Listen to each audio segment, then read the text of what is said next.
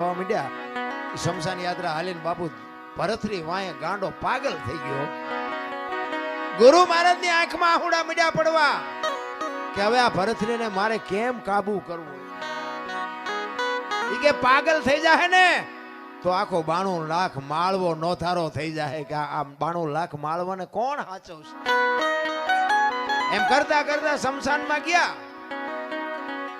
ઈ લાકડા ગોઠવા ને પીંગળાને માથે ગોઠવી અને બાપુ ભરતરી ગાંડો તૂર થયો. અને એમાં કુદરતને વાત રાખવીને એક ગુંદકાનો આત્મો આમ જાતો હતો અને સદગુરુ મહારાજ એના ભજનના બળથી આમ જોઈ ગયા કે આત્મો હારો નથી, પણ આ ભરતરીને કાબુ કરવા માટે જો આ પીંગળામાં નાખું પીંગળા બેઠી થાય ને તો ભરતરી બાપુ ઠેકાણે આવી જાય. એ ગુંદકાનો આત્મો બાપુ પકડી અને પીંગળાના ખોળિયામાં નાખ્યો અને પીંગળા બેઠી થઈ. ભરતરી ભાનમાં આવી ગયો, પણ અસલ પીંગળા બાપુ મરી જઈ.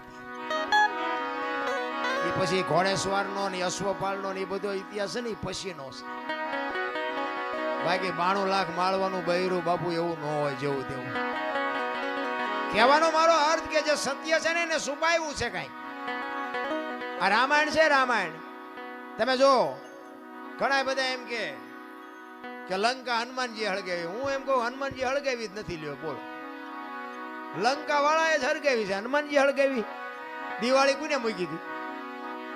તા ઓલો બચવા હાટું માણા ભાગા ભાગ આપણને કોઈ હળગાવે ભાગા ભાગ ન કર્યું.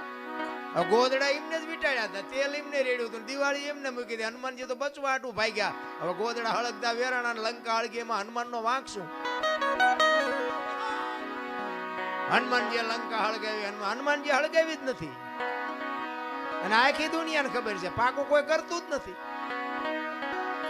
બીજી વાત તમને કરું કે સીતાજી જનક મહારાજની દીકરી મિથિલા નરેશ હવે શિવ ધનુષનું ઘોડો ઘોડો કરીને ફરતા હતા.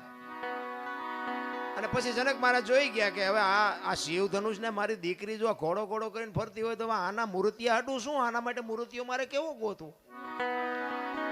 એટલે પછી સંયમવર રચવાનું નક્કી કર્યું કે આ ધનુષને જે ભાંગે એને મારી દીકરી વરમાળા પહેરાવે. હવે ઈ સંયમવર રચ્યો ને એમાં કે રાવણ હતો એવું કહે છે. હાચું ખોટું મારો રામ જાણે હો. ઈ રાવણ થી કે ચોખા જેટલું ધનુષ હેલ્યું નહોતું. હવે એનેથી ચોખા જેટલું ધનુષ નું હેલ્યું તો વનમાંથી સીતાજીને આખે આખા ઉપાડી ગયો. આનું શું કારણ? આખે આખા સીતાજી ઉપડે. સીતાજી ઘોડો ઘોડો કરીને ફરતા હતા. ઈવડું એ ધનુષ રાવણ હલાવી ન હોય. અને વનમાંથી જેથી લક્ષ્મણ રેખા ઓળંગી ગયા અને સીતાજી આખે આખા ઉપાડી ગયો.